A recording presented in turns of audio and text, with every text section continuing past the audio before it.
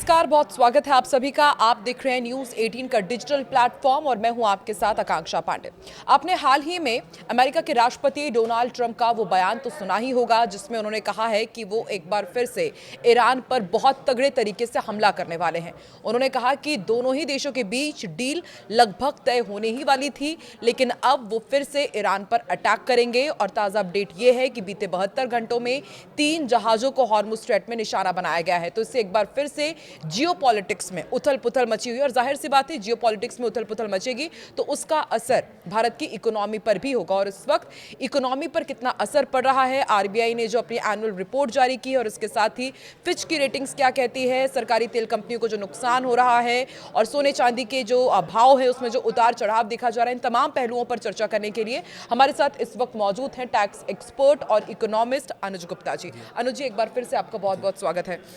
अनुज जी, शुरुआत करते हैं। सबसे पहले जो हम देख रहे हैं कि एक बार फिर से रूस हो या फिर यूक्रेन हो, उनकी तरफ एक बार फिर से तनाव और बढ़ता जा रहा है और दूसरी तरफ डोनाल्ड ट्रंप ने तो साफ ही कर दिया है कि वो फिर से ईरान पर तगड़े तरीके से अटैक करेंगे। तो इसका वर्ल्ड इकोनॉमी पर क्या आप असर देख रहे हैं सर? देखिए, पिछले जो 15 दिन गए हैं वो बहुत अनसर्टेन गए हैं, क्योंकि पिछले 15 दिनों में हमने देखा कि यूएस ने ये बोला कि भैया वो ईरान के ऊपर जो विक्ट्री है वो कंफर्म करने वाले हैं। उसके बाद ईरान ने अपने कुछ पॉइंट्स लिखकर भेजे शर्तों को लेके, स्टेट ऑफ हॉर्मुज को लेके, यूरेनियम के ऊपर। बट उसके बाद तुरंत देखा कि जो यूएस का हेलीकॉप्टर था उसको मार भी गिराया गया। उसके बाद जो एक कड़ा रुख था ट्रंप साहब का वो देखने को मिला। उन्होंने बोला कि अब वो ईरान के ऊपर और बड़े तरीके से हमला करेंगे। तो उसकी वजह से हमने देखा कि जो मार्केट में अनसर्टेनिटी थी वो दोबारा से होती हुई दिखाई दी। हमने देखा इंटरनेशनल मार्केट में इक्विटी मार्केट क्रैश होती हुई नजर आई। क्रूड के भाव जो वापस $89 पर आ गए थे ब्रेंट के, वो वापस $95 पर आते हुए नजर आए। तो कहीं ना कहीं अनसर्टेनिटी के माहौल में क्रूड का भाव ऊपर आता हुआ नजर आया।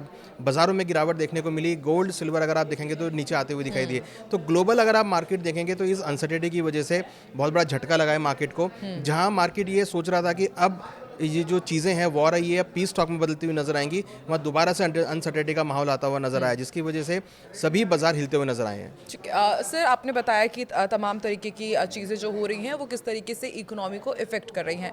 तो क्या जो इन्वेस्टर्स हैं, अब बता रहे उथल पुथल की स्थिति है, तो अभी उनको रुकना चाहिए, वेट एंड वॉच की स्थिति में उन्हें रहना चाहिए, या फिर अब इन्वेस्टमेंट की तरफ भी वो आगे बढ़े? क्योंकि सर अनिश्चितता का समय बहुत लगातार बढ़ता ही जा रहा है। देखिए, ये हमने एमसीपी की मीटिंग में भी देखा था, मॉनेटरी कमेटी पॉलिसी की मीटिंग में भी देखा था कि उन्होंने कहा कि भारत जो है अनसर्टेनिटी के दौर से गुजर रहा है। भारत ही नहीं, पूरा विश्व अनसर्टेनिटी के दौर से गुजर रहा है। तो यहाँ पर मुझे लगता है कि इन्वेस्टर्स को एग्रेसिव अप्रोच नहीं अपनानी चाहिए, उनको थोड़ा सा मॉडरेट अप्रोच रखनी चाहिए और खरीदारी का रुख रखना चाहिए, क्योंकि हमें लगता है कि जब ये वॉर सुलझेगी तो मार्केट को अच्छा दशा मिलेगी। मगर फिलहाल अभी ऐसा नहीं लग रहा है कि जल्दी ही यहाँ पर वॉर रुकने का नाम ले, क्योंकि यहाँ पे जिस तरीके के कमेंट्स आ रहे हैं लग रहा है कि आगे वॉर बढ़ सकती है। तो इन्वेस्टर पॉइंट ऑफ व्यू से मुझे लगता है कि थोड़ा वेट एंड वॉच की स्थिति यहाँ पे रखना चाहिए, क्योंकि मार्केट जिस तरीके से रिएक्ट कर रहा है लग नहीं रहा कि अभी मार्केट को सुधरने में टाइम लगेगा। हो सकता है कि थोड़ा ये मिड टर्म तक आने वाले 2 या 3 महीने काफ़ी क्रूशल रहेंगे मार्केट्स के लिए। सर, आपने मॉनेटरी पॉलिसी और एनुअल रिपोर्ट का जिक्र किया ही, तो बहुत जो चिंता का विषय है कि लोअर जीडीपी फोरकास्ट किया गया है, 6.9% से 6.6% कर दिया गया है। तो इसका असर आम जनता पर कितना पड़ेगा सर? देखिए, जो जीडीपी का फोरकास्ट था 6.9 से 6.6 किया गया, इसका इम्पैक्ट जो है जनता पे ज़रूर पड़ता हुआ नजर आएगा। और हम देख रहे हैं इसकी वजह से कहीं ना कहीं जो एक ग्रोथ पर्सपेक्टिव है वो यहाँ पे रुकता हुआ नजर आया, क्योंकि ग्लोबल कारणों की वजह से हमने देखा रुपये यहाँ पे डेप्रिशिएट हुआ, हमने देखा क्रूड के भाव बहुत बढ़ गए और कहीं ना कहीं जो सप्लाईज हैं, इंपोर्ट सप्लाईज है, वो यहाँ पर रुकती हुई नजर आई हैं। इसकी वजह से जो ग्रोथ फोरकास्ट है वो आरबीआई की मीटिंग में यहाँ पर कम किया गया और इसका इम्पैक्ट जनता पे पड़ेगा कि आगे उनको अनसर्टेनिटी का सामना करना पड़ेगा, आगे महंगाई का उनको सामना करना पड़ेगा।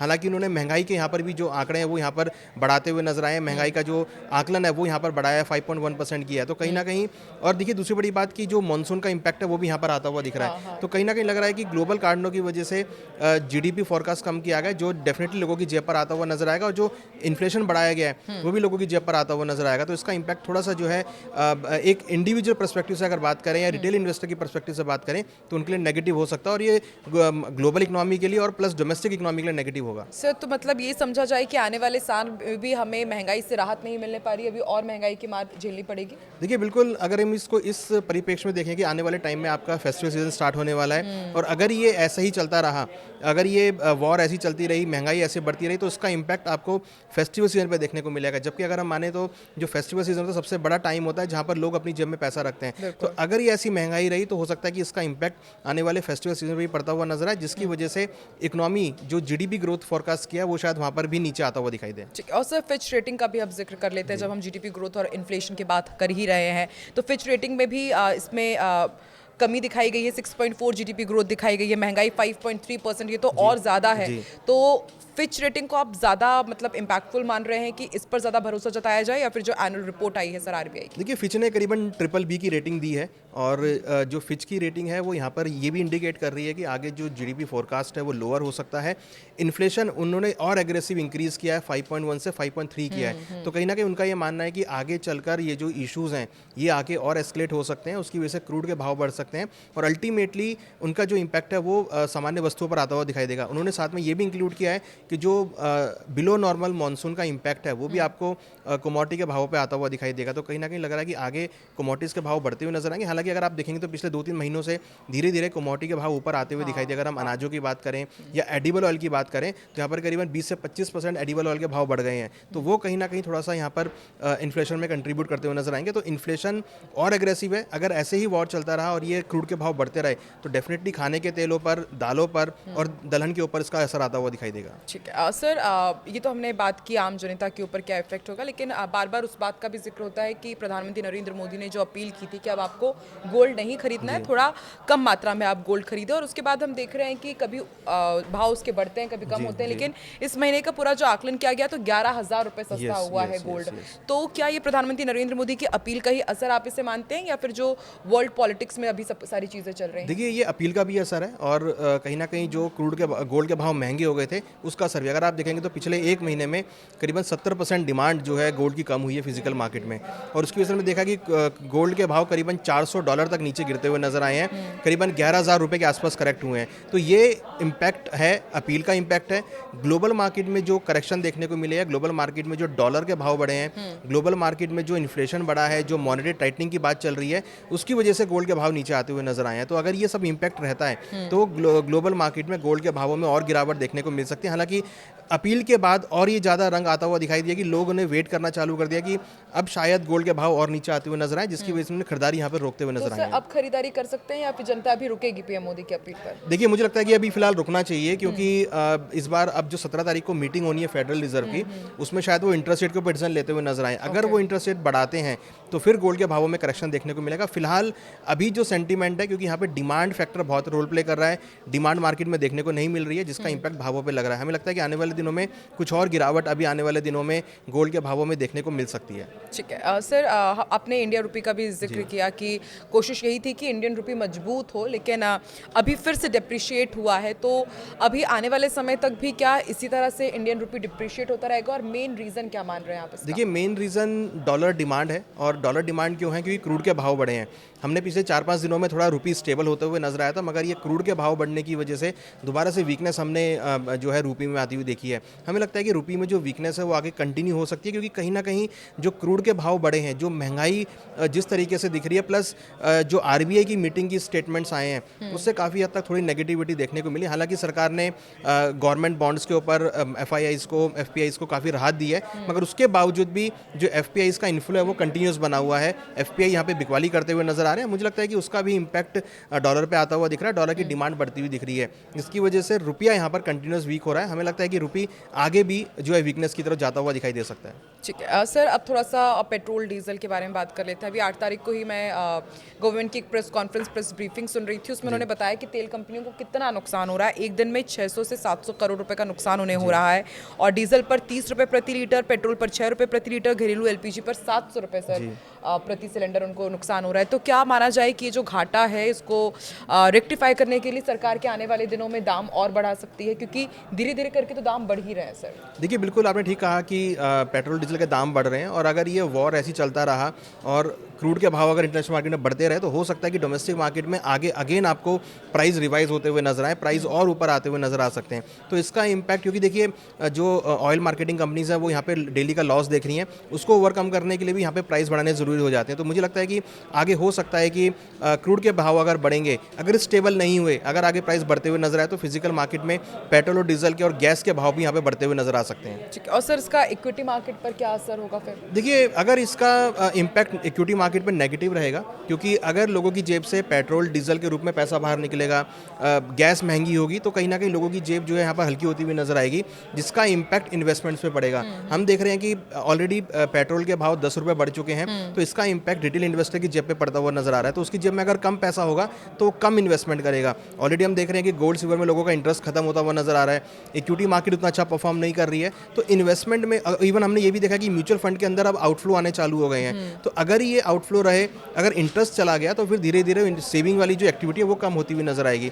तो चांसेस है कि अगर क्रूड के भाव बढ़े, इन्फ्लेशन बढ़ा, पेट्रोल डीजल के भाव बढ़े, गैस के भाव बढ़े, तो फिर शायद लोग उतना एग्रेसिव इन्वेस्टमेंट की तरफ जाते हुए ना नजर आए। ठीक है सर, अभी हाल ही में डोनाल्ड ट्रंप ने एक और बयान दिया था। एक तरफ अमेरिका और भारत के बीच कहा जा रहा है कि बहुत अच्छी डील होगी, इसी बीच फिर से वो धमकी की टैरिफ बढ़ा देंगे, 12.5% किया जा सकता है। हालांकि अभी उसमें दावा आपत्तियां मंगवाई जाएंगी। तो फिर से क्या ट्रंप एक तरफ इस डील को लेकर के ये प्रेशर पॉलिटिक्स कर रहे हैं, कुछ ऐसा समझ में आता है कि आपको?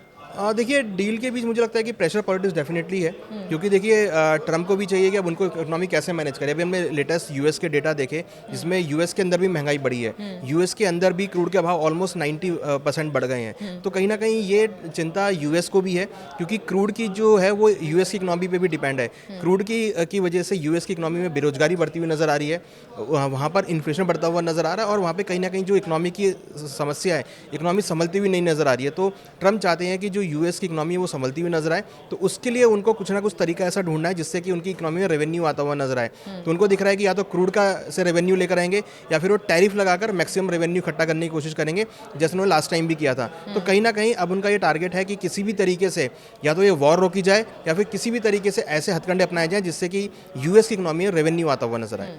ठीक है, और सर अभी डोनाल्ड ट्रंप का हम जिक्र कर ही रहे हैं, तो उनके इस बयान के बाद हमने देखा कि जब आज मार्केट खुला तो उतना अच्छा था नहीं, और 23,200 के नीचे ही अभी निफ्टी बंद हुआ है। तो आने वाले दिनों में भी उनके इस बयान का असर रहेगा, या फिर जो उनका जो रिएक्शन सामने आया उस वजह से आज इतना वॉलेटाइल सेशन रहा मार्केट का? सर देखिए, डेफिनेटली उनका रिएक्शन सबसे ज़्यादा इंपॉर्टेंट है, और उसके साथ साथ जो मिडल ईस्ट का रिएक्शन है वो यहाँ पर ज़्यादा इंपॉर्टेंट है, क्योंकि मिडल ईस्ट में रिएक्शन की वजह से स्ट्रेट ऑफ हॉर्मुज बंद होता हुआ नजर आया, सप्लाईज यहाँ पे डिस्टर्ब हैं। तो अगर मिडल ईस्ट के बयान या स्ट्रेट ऑफ हॉर्मुज ओपन हो जाता है तो फिर ये सब जो चीज़ें हैं वो खत्म होती हुई नजर आएंगी। तो मेन इंपॉर्टेंट जो भारत के लिए वो स्ट्रेट ऑफ हॉर्मुज का ओपन होना है, क्योंकि वहाँ से अगर क्रूड की सप्लाई चालू होती है तो कहीं ना कहीं जो भारत के लिए एक सपोर्ट आता हुआ दिखाई देगा। हालांकि अभी हमने लेटेस्टली देखा है कि ओपेक प्लस मेंबर्स और यूएई दोनों ही प्रोडक्शन बढ़ाने की बात कर रहे हैं, बट प्रोडक्शन बढ़ाने का कोई फायदा नहीं होगा जब तक वो सप्लाई नहीं होगा।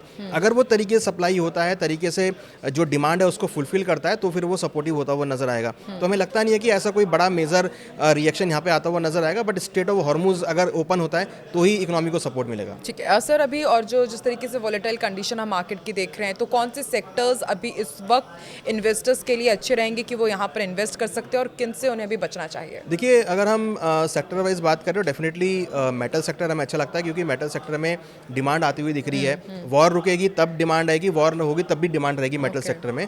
उसके साथ साथ हमें लगता है कि कहीं ना कहीं एआई सेगमेंट में अच्छी अपॉर्चुनिटी देखने को मिल सकती है, क्योंकि हमने देखा है कि जो नॉर्थ कोरिया की इकोनॉमी है वो भारत को जो है बीट करती हुई नजर आई है, वहाँ की जो मार्केट कैप है। तो एआई की तरफ भारत का बहुत अट्रैक्शन आना चाहिए। मुझे लगता है कि एआई सेगमेंट अभी भारत में पिछड़ा हुआ है, तो यहाँ पर एक अच्छी खासी इन्वेस्टमेंट अपॉर्चुनिटी है, तो एआई सेक्टर में इन्वेस्टमेंट किया जा सकता है। वहीं उसके साथ साथ अगर हम बात करें तो कहीं ना कहीं जो आपकी रियल इस्टेट सेक्टर है वहाँ भी थोड़ी अपॉर्चुनिटी देखने को मिल सकती है। प्लस यहाँ पर हमें लगता है कि कहीं ना कहीं जो हॉस्पिटैलिटी सेक्टर है, या अगर हम बात करें फार्मा सेक्टर है, वहाँ पर अपॉर्चुनिटी देखने को मिल सकती है। कुछ सेक्टर है जो काफ़ी मॉडरेट है, बट हमें लगता है कि मेटल सेक्टर में और एआई में काफ़ी अच्छी अपॉर्चुनिटी आने वाले दिनों में देखने को मिल सकती है। और किन सेक्टर से बचे सर? देखिए, मुझे लगता है कि अभी फिलहाल अगर हम देखें तो कहीं ना कहीं कैपिटल गुड्स से बच सकते हैं। वहीं अगर हम बात करें तो इलेक्ट्रॉनिक्स से थोड़ा बच के चल सकते हैं। प्लस गोल्ड की जो कंपनीज़ हैं, जो गोल्ड रिफाइनरिंग कंपनीज़ हैं, या फिर जो गोल्ड इन्वेस्टमेंट की कंपनीज़ हैं, या जो गोल्ड फाइनेंस की कंपनी, वहाँ वहाँ बच सकते हैं, क्योंकि गोल्ड के भाव नीचे आते हुए दिखाई दे रहे हैं अभी।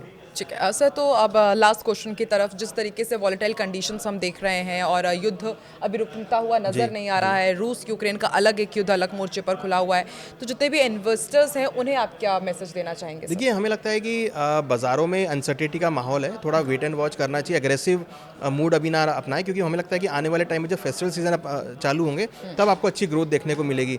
हमें लगता है कि थोड़ा वेट एंड वॉच करना चाहिए, थोड़ा मॉडरेट आपको स्टेप रखने चाहिए, एग्रेसिव इन्वेस्टमेंट ना करें और छोटी छोटी इन्वेस्टमेंट जो है अपने पोर्टफोलियो में ऐड ऑन करते चलें, क्योंकि जो भी डिप आ रहे हैं, क्योंकि अगर आप SIP अगर आपके पास है तो जो भी डिप आ रहे हैं वहाँ पर आपको अच्छी खरीदारी देखने को मिल सकती है। ठीक है, बहुत बहुत शुक्रिया अनुज जी हमारे साथ जुड़ने के लिए। और जितना भी अभी जियो पॉलिटिक्स में उथल पुथल मची हुई है, क्या वॉर फिर से आगे बढ़ेगा, यदि बढ़ता है तो क्या उसका असर आपकी जेब पर पहुंचेगा, ये हमें अनुज जी ने समझाया। बहुत बहुत शुक्रिया एक बार फिर से सर हमारे साथ जुड़ने के लिए। और इसी के साथ इस पॉडकास्ट में फिलहाल इतना ही। आप देखते रहिए News 18 का डिजिटल प्लेटफॉर्म। नमस्कार।